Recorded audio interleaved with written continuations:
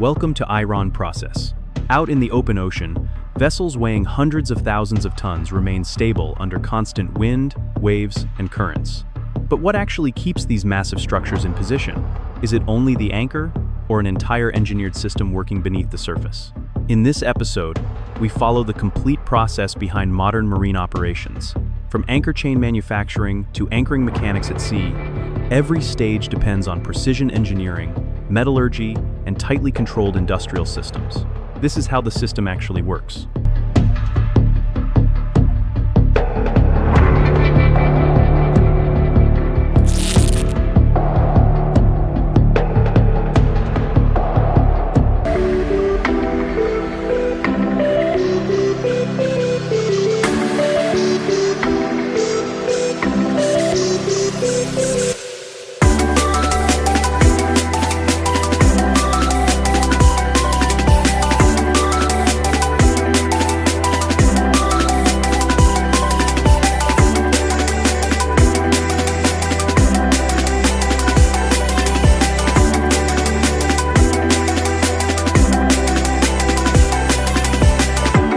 Inside anchor chain manufacturing facilities, production runs continuously from raw material processing to final inspection.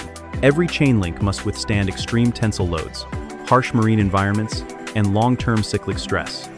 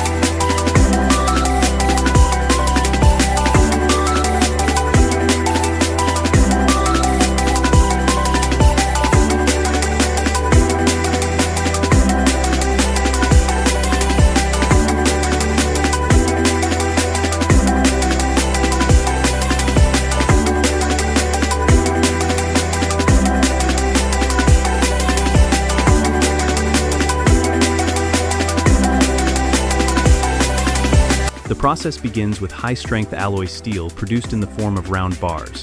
The chemical composition is carefully controlled using carbon, manganese, chromium, and silicon to achieve the required balance between strength, hardness, and fatigue resistance. The bars are then cut into segments according to the exact dimensions required for each chain link.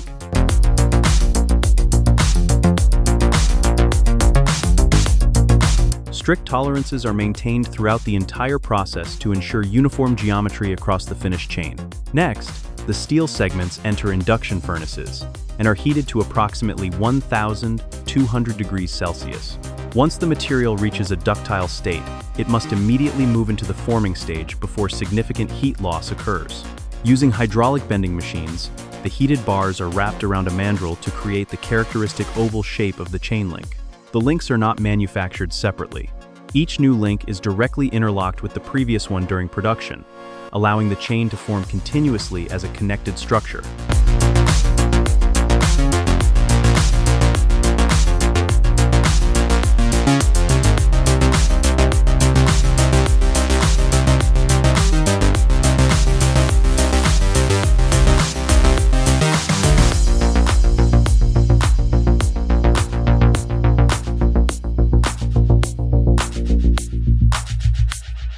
At the joint, the open ends of the link enter a flash butt welding machine. A high electrical current passes through the contact surfaces, generating a localized molten zone. Combined with high pressure, this creates a solid welded joint. Although the welding operation lasts only seconds, it becomes one of the most critical stages in the entire process, because the integrity of the weld directly affects the strength of the chain.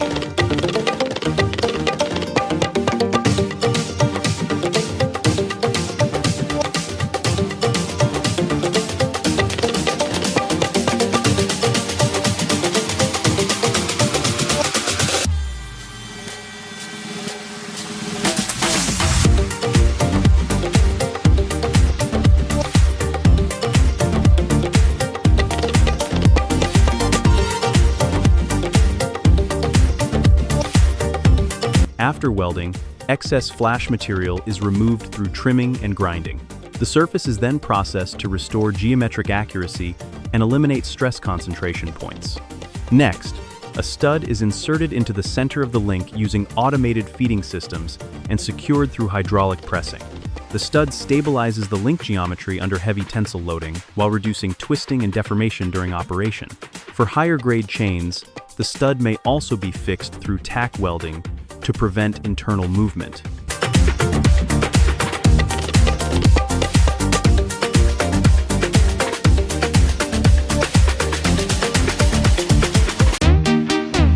The chain then enters the heat treatment stage. During quenching, the links are rapidly cooled using water or oil to increase hardness and improve wear resistance. Immediately afterward, tempering is performed at lower temperatures to reduce brittleness and improve toughness. Temperature, holding time, and cooling rate are all tightly controlled to maintain consistent mechanical properties throughout the entire chain length. Following heat treatment, oxide scale and residues remain on the surface. To remove them, the chain passes through a high-pressure shot blasting system, where steel shots continuously impact the material surface.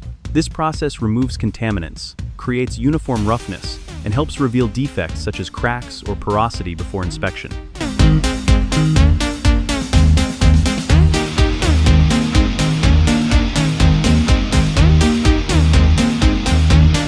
The chain then moves into the testing stage. Every section is inspected according to strict industrial standards. During proof testing, the complete chain is tensioned under extremely high loads, often reaching 70 to 80% of its designed breaking strength. This verifies the actual load-bearing capability of the finished product. At the same time, non-destructive testing methods including magnetic particle inspection and ultrasonic testing are used to examine weld integrity and internal material continuity.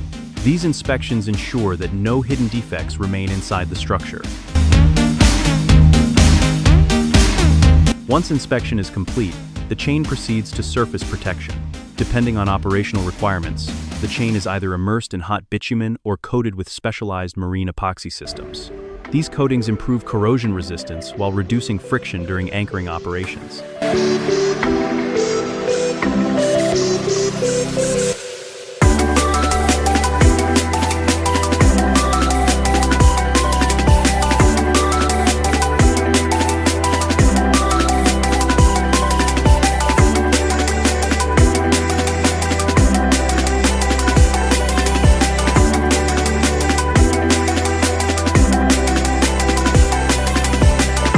In the final stage, dimensions are verified, production batches are classified, and identification markings are applied across the chain sections.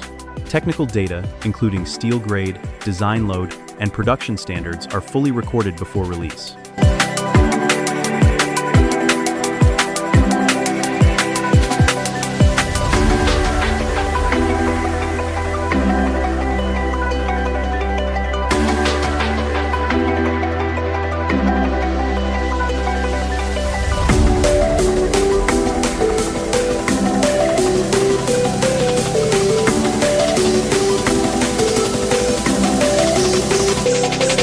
From raw alloy steel to a finished anchor chain, the entire production sequence combines metallurgical engineering, thermal processing, automated welding, and strict quality control systems.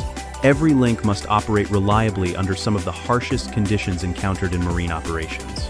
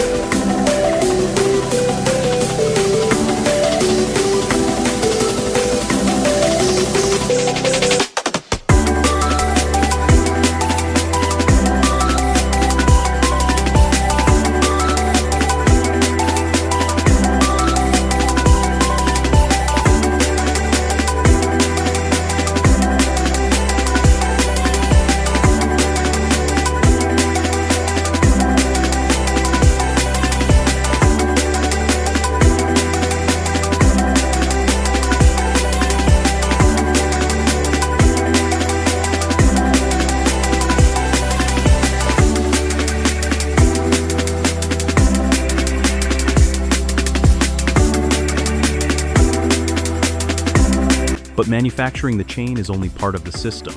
What actually keeps a vessel weighing hundreds of thousands of tons stationary in the open ocean? The answer is not simply the anchor itself.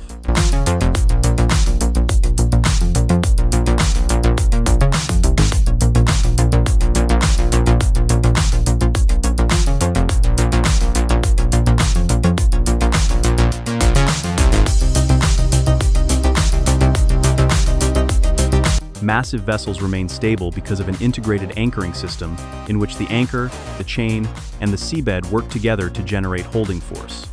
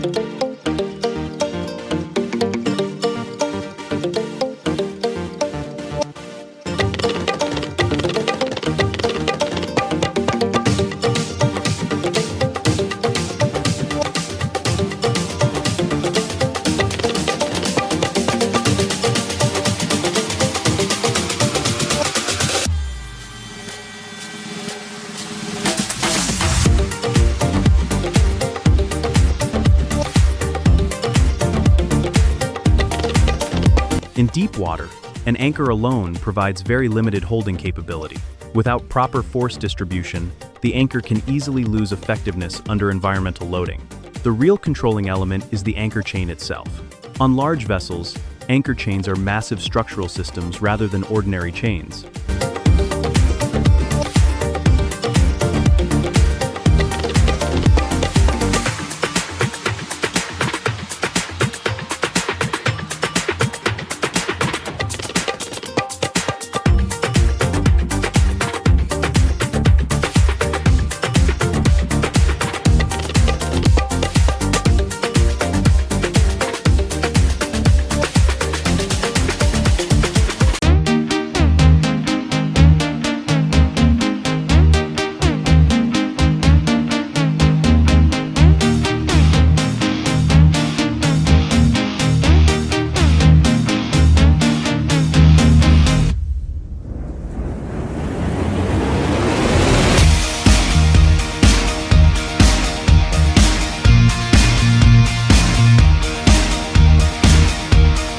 Each individual link can weigh more than 130 kilograms.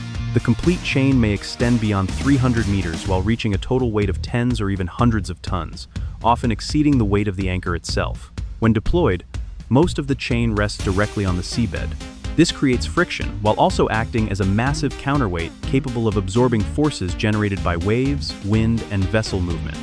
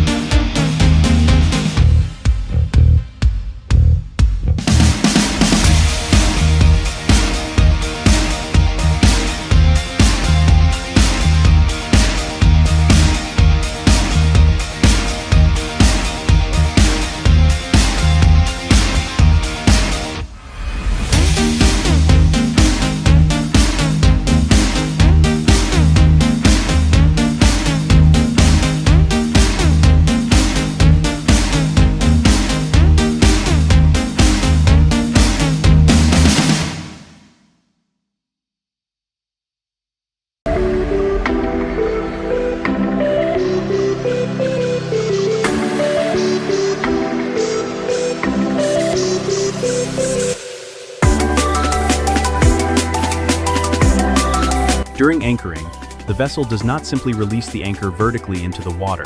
Instead, sufficient chain length is deployed to create a natural suspended curve known as a catenary. This geometry becomes critical. Rather than transmitting forces directly to the anchor, the catenary distributes loading gradually along the chain length. As the vessel moves, part of the chain must first lift off the seabed before significant force reaches the anchor itself. By the time loading transfers to the anchor, the pulling force becomes nearly horizontal. This allows the anchor flukes to penetrate deeper into the seabed instead of being pulled upward.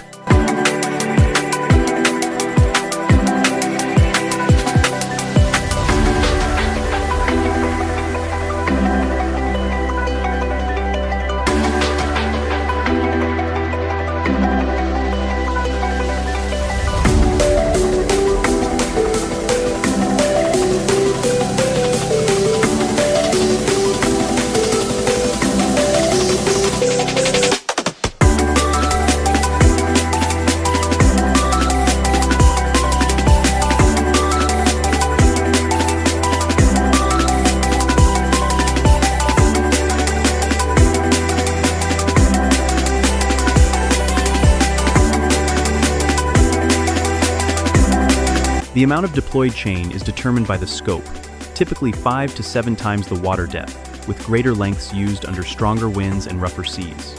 This ratio maintains an effective pulling angle capable of maximizing holding performance. However, in extremely deep waters, conventional anchoring becomes nearly impractical. In open ocean conditions with depths reaching several kilometers, the required chain length would become excessive, overloading the windlass system and generating dangerous stresses on the vessel structure.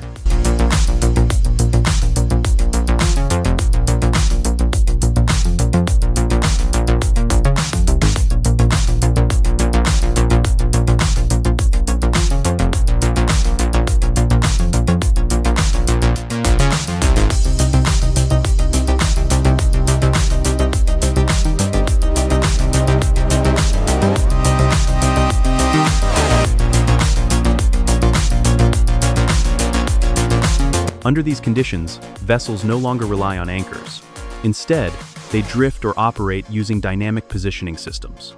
These systems use computer-controlled thrusters distributed around the hull to continuously maintain the vessel's position without any physical contact with the seabed.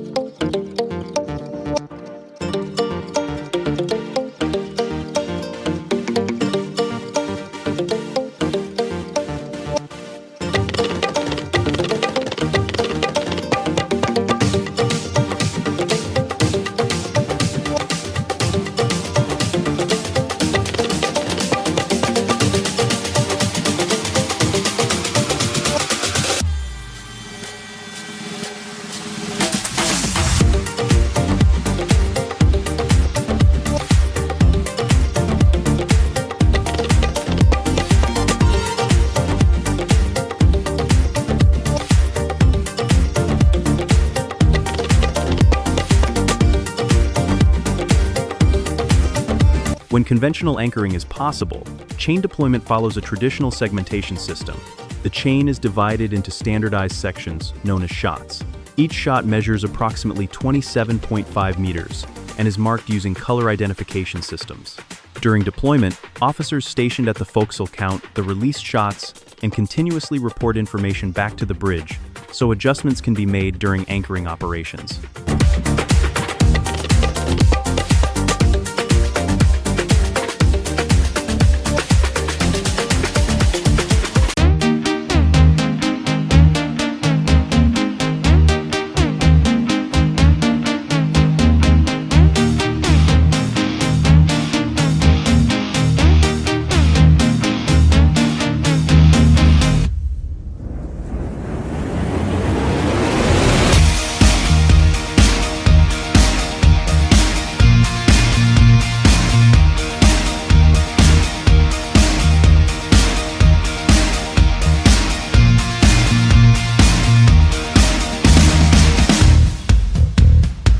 When the anchor finally reaches the seabed, the holding process is still incomplete. Initially, the anchor simply rests on the seabed surface. To activate its holding capability, the vessel must slowly move astern. As backward force increases, the anchor rotates and self-aligns with the direction of pull. Its flukes gradually penetrate the seabed. As the anchor embeds deeper into sand or mud, resistance increases throughout the entire anchoring system.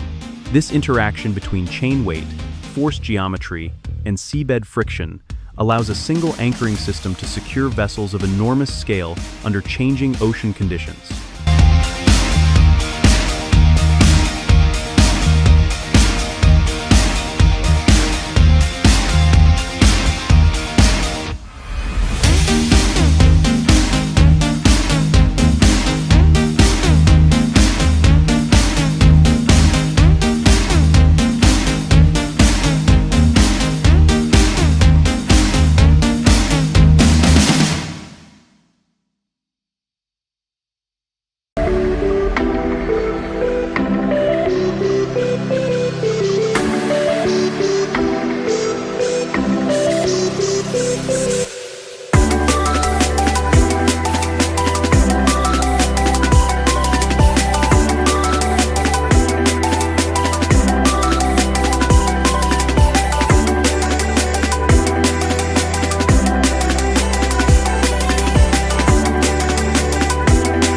When departure begins, the sequence operates in reverse. The windlass retrieves the chain while gradually lifting sections from the seabed. Initially, the anchor remains buried in sediment, but as the vessel slowly moves toward the anchor position, the pulling angle changes from horizontal to nearly vertical.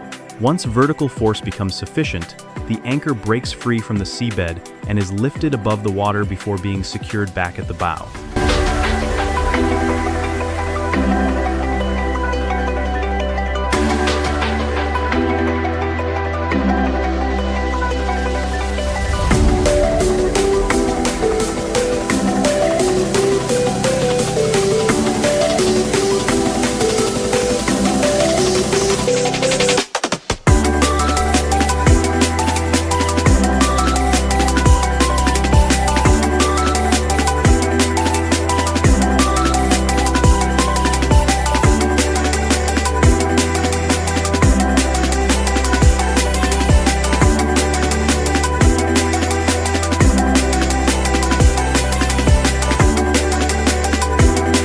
The anchor, therefore, never operates independently.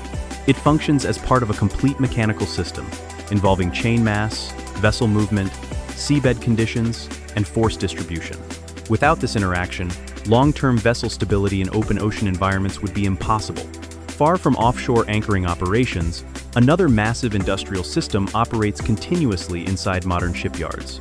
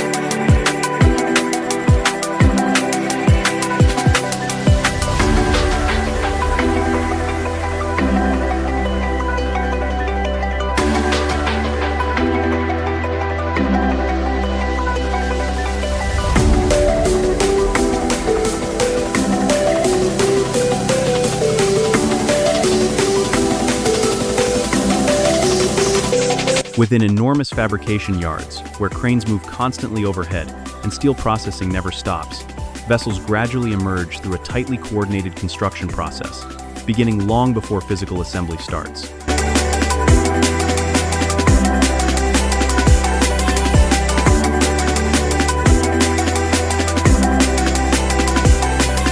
Before production begins, the vessel already exists in a digital environment. Naval architects define hull geometry while calculating hydrodynamics, displacement, buoyancy, and structural loading. At the same time, propulsion systems, electrical networks, radar equipment, communication systems, and navigation systems are integrated directly into the digital model. The structure itself is analyzed according to classification society standards to ensure long-term structural integrity under operational loading. Only after this engineering stage is completed do detailed production drawings move into fabrication.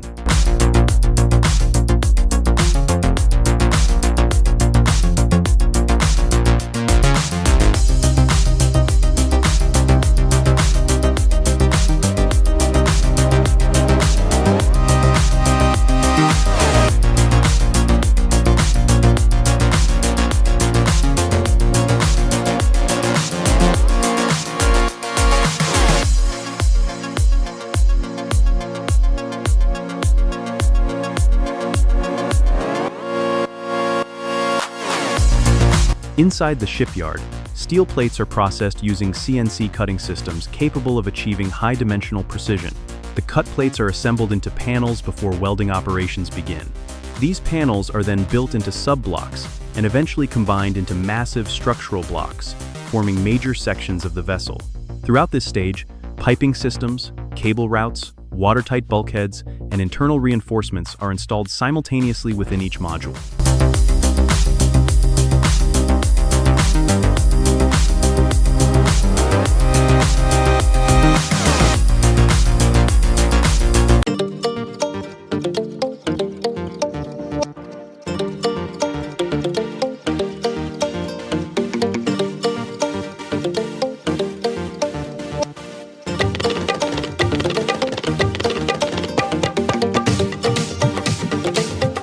Every block undergoes individual inspection before final integration.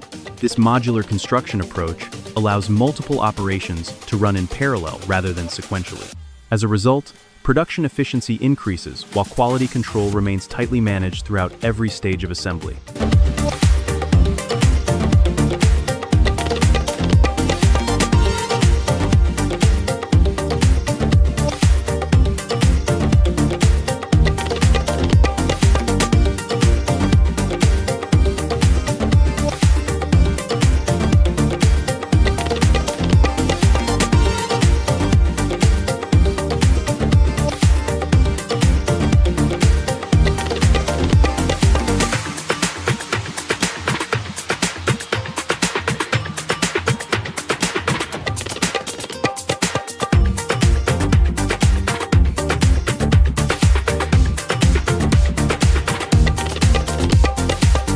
Once completed, the structural blocks are transported using SPMT systems and positioned for final erection. Each section is aligned within millimeter-level tolerances before structural welding connects the blocks together. After welding, non-destructive testing methods inspect the joints to verify strength and watertight integrity.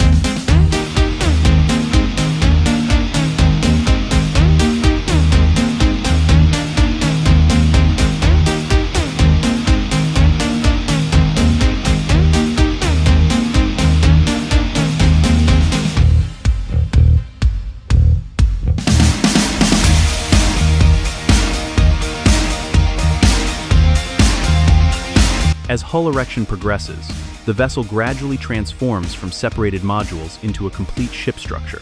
Once the hull is assembled, installation of major equipment begins. Inside the engine room, the propulsion engine, shafting systems, and auxiliary machinery are positioned and connected. At the same time, electrical systems, radar systems, navigation equipment, automation systems, and vessel controls are integrated into the central operating network.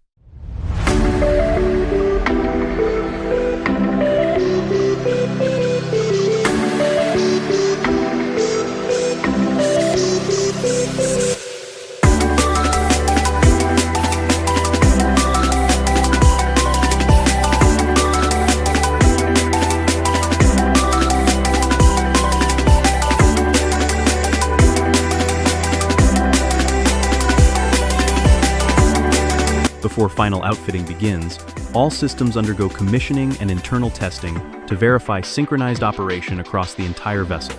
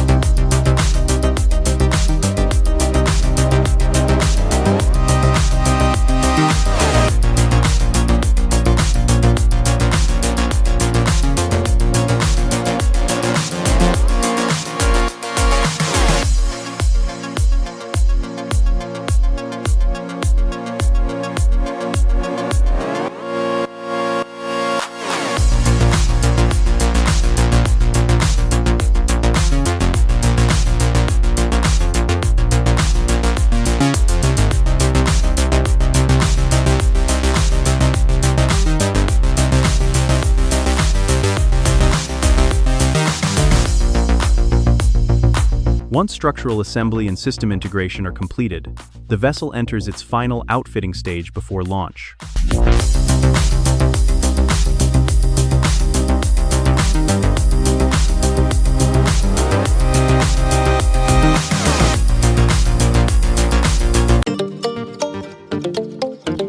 The hull surface is first cleaned using high-pressure equipment, capable of removing rust, contaminants, and surface residues.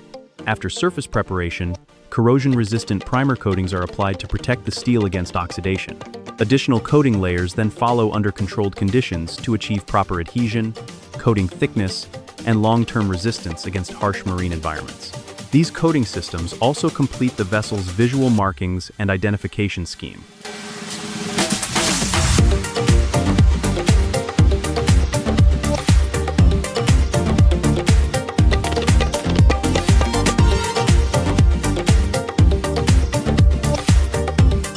At the same time, all technical systems undergo final calibration and inspection. Electrical systems, radar equipment, navigation systems, and automation controls are tested again to ensure stable integrated operation.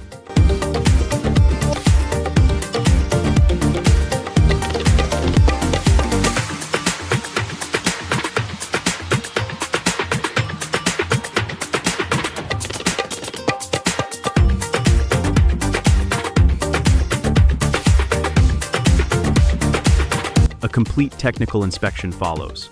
Coating thickness measurements verify compliance with standards. Critical mechanical systems including the propeller, rudder, shafting system, and C-valves are checked for alignment accuracy, installation tolerances, and operational performance. Hull penetrations and watertight systems are carefully inspected to eliminate the risk of leakage during service operations.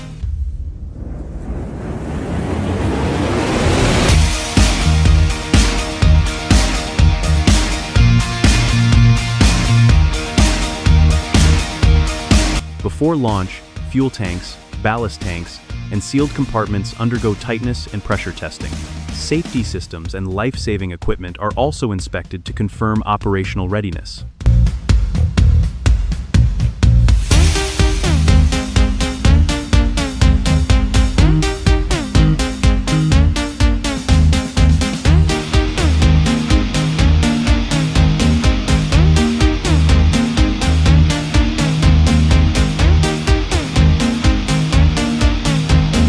Once every requirement is satisfied, the vessel moves toward the launch stage.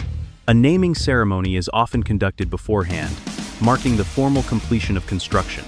The vessel is then launched using either slipway systems or floating docks under strictly controlled conditions designed to maintain structural safety throughout the operation.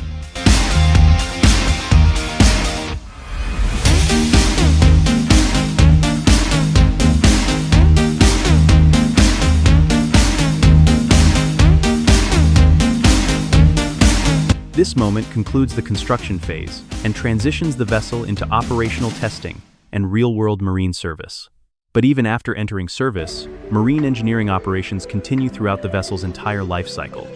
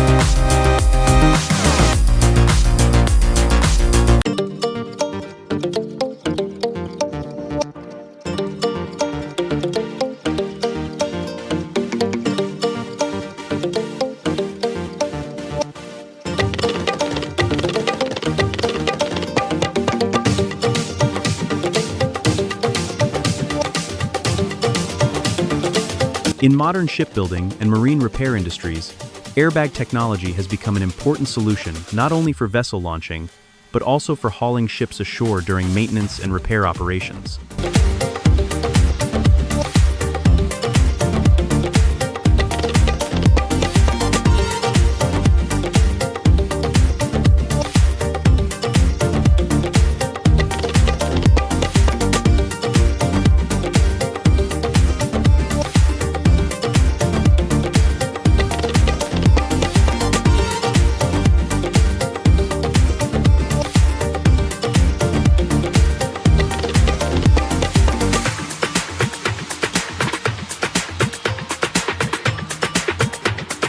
At shipyards, handling large barges and commercial vessels, high-pressure rubber airbag systems replace traditional slipways and floating docks. One example is the hauling of the barge Trimukti 33. Because the vessel weighs thousands of tons, the entire operation depends on carefully controlled load distribution and coordinated movement.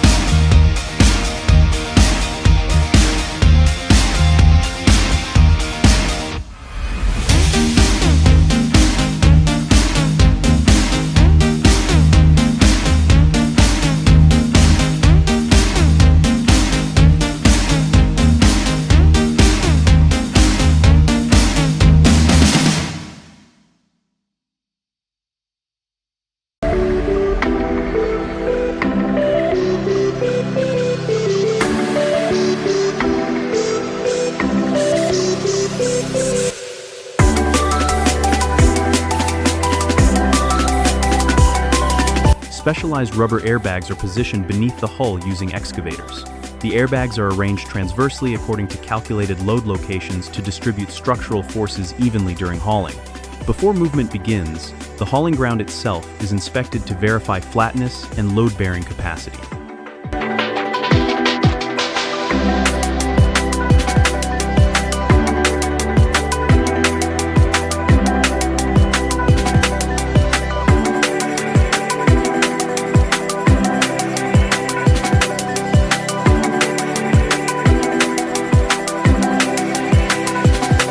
This prevents localized settlement capable of destabilizing the operation.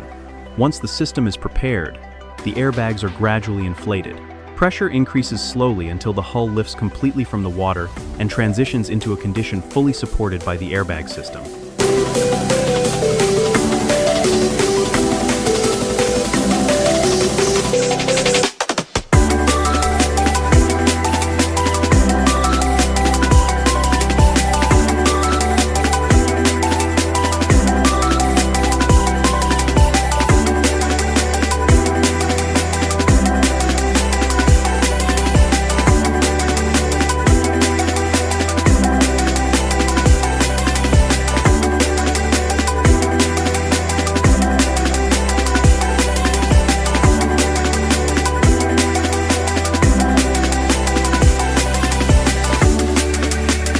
After equilibrium is achieved, towing cables connected to bulldozers or winches begin controlling forward movement. Throughout the operation, the airbags are continuously adjusted to maintain stable alignment along the hauling axis.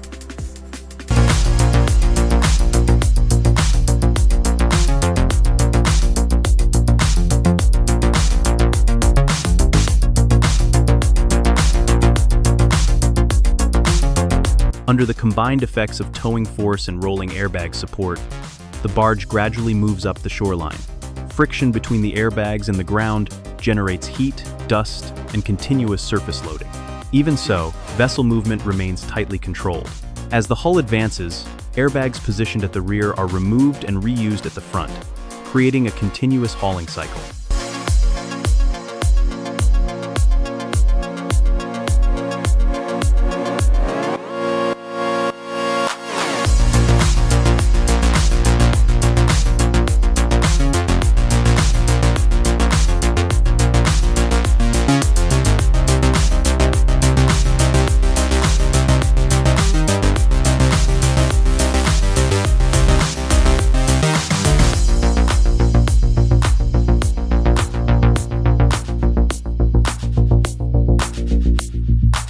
Once the vessel is fully positioned ashore and stabilized, maintenance operations begin on the hull surface. Ultra-high-pressure water jetting systems are used for surface treatment. Robotic spray systems positioned close to the hull apply high-pressure water jets capable of removing old coatings, marine growth, rust, and contaminants without damaging the underlying steel structure. On large flat surfaces, robotic systems move horizontally across the hull.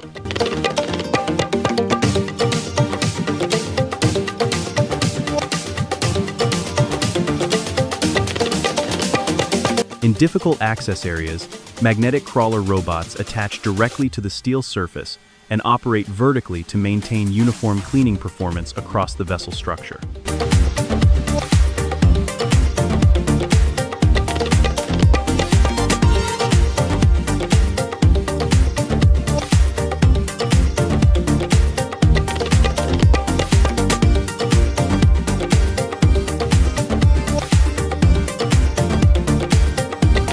After cleaning is completed, the steel surface is inspected to verify readiness for the next coating stage.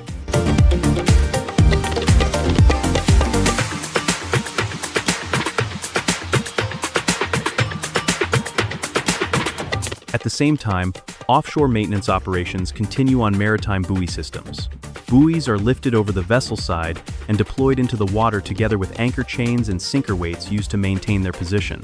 Retrieved buoys are cleaned and inspected while damaged or corroded chain sections are replaced to ensure reliable operation.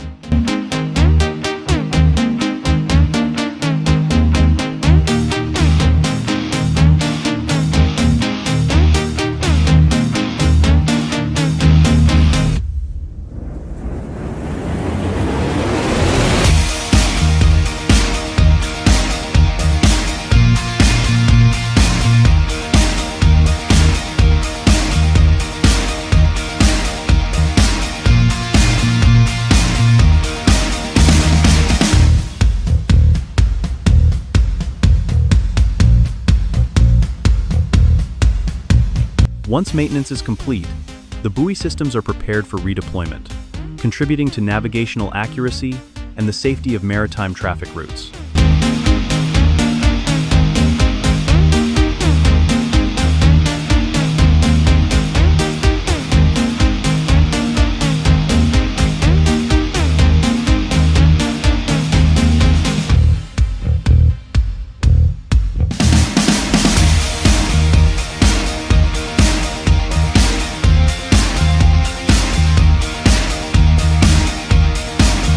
The entire sequence, from airbag-assisted hauling and hull surface treatment to buoy maintenance and offshore deployment, operates under strict technical procedures requiring precise coordination between equipment, personnel, and heavy machinery.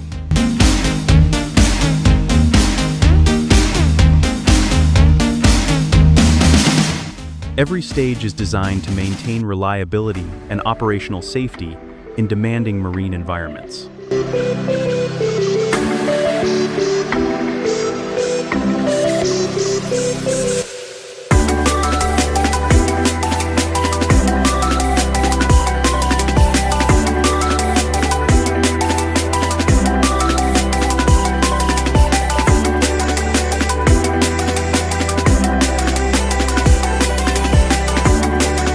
From the first steel plates processed inside the shipyard to a completed vessel operating at sea, anchoring offshore, and eventually returning for maintenance and repair, The entire cycle demonstrates how modern maritime engineering depends on the integration of mechanical engineering, metallurgy, automation, and highly coordinated industrial systems.